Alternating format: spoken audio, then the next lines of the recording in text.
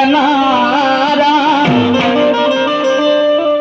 तो भीमा गेला गावा, तो भीम गेला गावा, गाडीचा हाकणारा तो भीम गेला गावा, तो भीम गेला गावा, वारेचा हाकणारा तो भीम गेला गावा, तो भीम गेला गावा, वारेचा हाकणारा तो भीम गेला गावा, तो भीम गेला गावा, ही गाडी पुढे न्याया, ही गाडी पुढे न्याया, कुणी हात भार लावा, कुणी हात भार लावा, गाडीचा हाकणारा तो भीम गेला गावा, तो भीम गेला गावा, ही गाडी पुढे न्याया,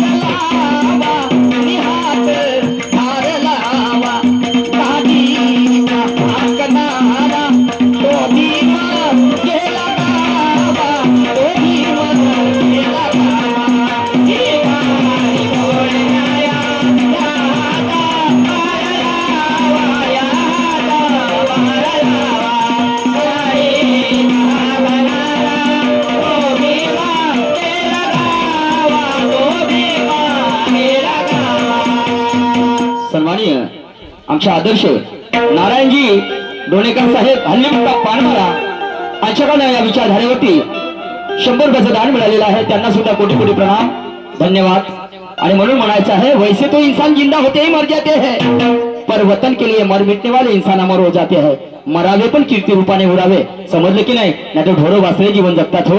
आणि म्हणून माणसाचं आयुष्य हे एकदाच आहे, समझ कि नहीं। किसी ने मजे लुटा होगा शहरों में, तो किसी ने खुशियां पाई होगी गाँव में, कोई मदहोश होंगे अपने महबूबा के बाहों में, मगर हमने तो जन्नत देखी अपने माँ बाप के पाँव में।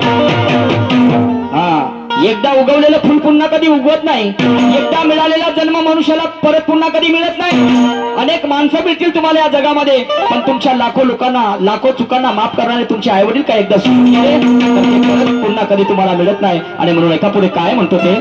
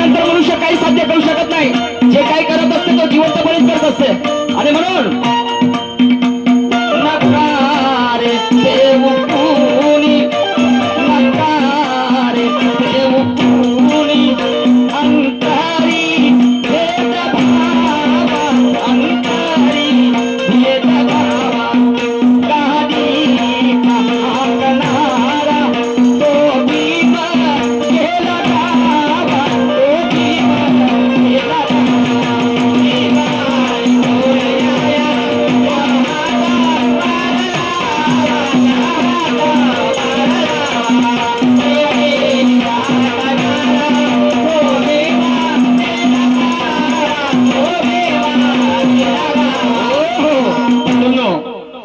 जातच नव्हती. आता जातीच्या नावावर इतके दंगे होत आहेत. हो तुम्हाला सांगतो. हो तो तेली आहे, तो कुणबी आहे, तो मेहतर आहे, तो मांग आहे, तो चंबार आहे. अनेक दंगे होत आहेत या भारतामध्ये, मालूम नाही. अन्य राष्ट्र त्याच्यामध्ये जातीचा लवलेश दिसत नाही तुम्हाला सांगतो.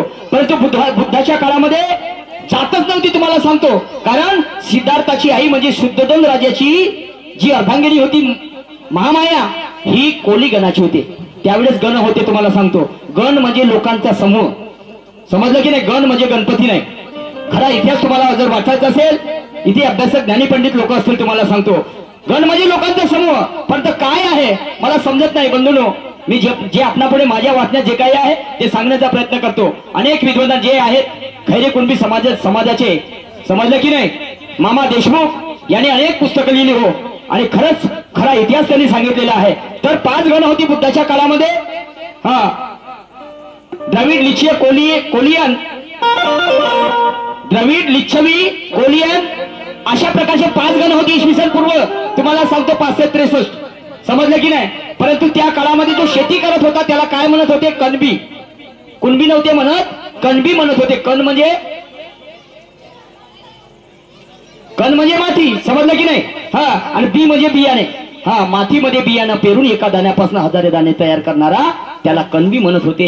त्याचं मॉडिफिकेशन करण्यात आलं बांधवानो, आणि मग त्याला करण्यात आलं कुणबी. तुम्हाला सांगतो अशा प्रकारचं काही लोकांनी आम्हाला दिशाभूल केलं, समजलं की नाही. आणि म्हणून पुढे काय म्हणतो जरा लक्ष देऊ नका.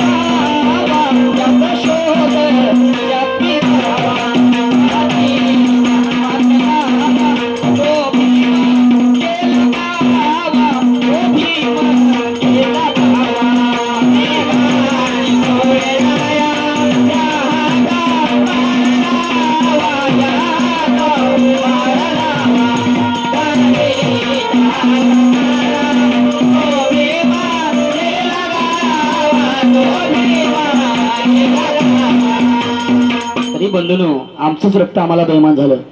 बाबासाहेबांना आमचंच रक्त बेईमान झालं. भंडाऱ्यामधून आमच्याच रक्ताने बाबासाहेबाला पाळलं. तुम्हाला सांगतो एक हरिण होतं आणि पाळली. त्याला शिकारीचा छंद होता. तो शिकार करण्यासाठी जंगलामध्ये गेला. हरिण दिसलं. त्या हरणावर त्याने बाणाचा नेम जोडला आणि त्या हरणाला बाण मारलं. हरणाला बाण कुशीमध्ये लागलं आणि त्या हरणाला असं वाटलं की मी या पारद्याच्या हातात नाही लागायला पाहिजे. आणि म्हणून त्याने पळवाट काढली बांधवानं. पहा रक्त कसं बेमान झालं तुम्हाला सांगतो. तर तो हरीण पळायला लागला आणि दूर पडून एका झाडाच्या सावलीमध्ये शेवटचा श्वास घेत होता. तर हा पारधी हरणाला जेव्हा बाण लागलं तर त्याचं रक्त सांडत गेलं. तुम्हाला सांगतो तो जसा जसा हरिण पडत गेला तसं तसं त्याचं रक्त सांडत गेलं. तर त्या रक्ताच्या साह्याने तो त्या हरणापर्यंत गेला आणि हरण शेवटचा श्वास घेत होता. आणि तेव्हा तो हरिण काय म्हणते, जरी त्याला बोलता येत नसेल, मुख्य जरा नसेल, पण भावना आहेत त्यांना समजते. हो समजलं की नाही. तर तो हरिण म्हणते, हे पारध्या म्हणते, तुझी का रे, तुझ्या बापाची अवकात नव्हती रे म्हणते माझी शिकार करण्याची, पण का करू रे म्हणते, माझं रक्त स्वतःचं रक्त मला बेमान झालं म्हणते. तसंच बाबासाहेबाचं रक्त भावराव बोरकर नाव ऐकलं असेल, बेमान झालं की नाही. आणि म्हणून काय म्हणतो जरा लक्ष देऊ नाही का.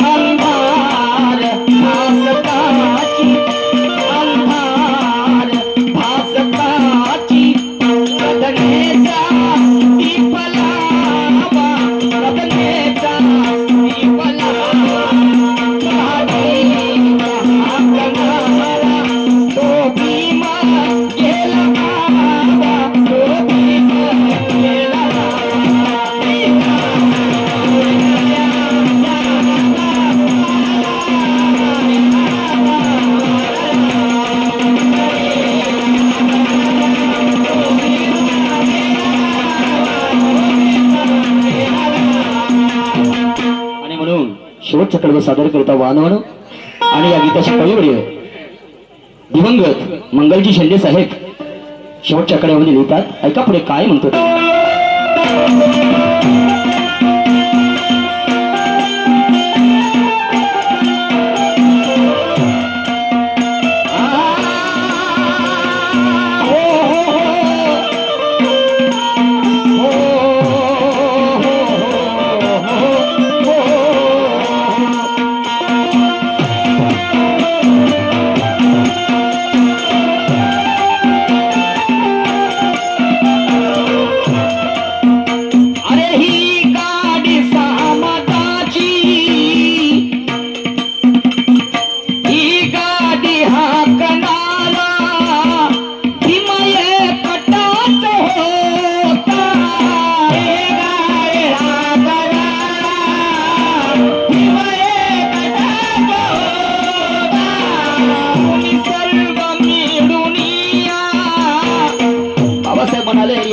छत्र सायामध्ये या, एक बना आणि एक बना असं बाबासाहेब म्हणत होते. शिका, संघटित व्हा, संघर्ष करा.